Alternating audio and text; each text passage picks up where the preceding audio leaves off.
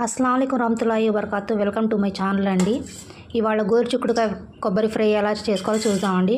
First కడాయి పెట్టేసుకొని దాంట్లో oil వేసేసుకోవాలండి. ఆయిల్ బాగా హీట్ అయిన తర్వాత ఉల్లిపాయలు, ఎండుమిరపకాయలు, పోపు దినుసులు, కొంచెం జీలకర్ర, కరివేపాకు వేసుకొని బాగా ఫ్రై చేసుకోవాలండి.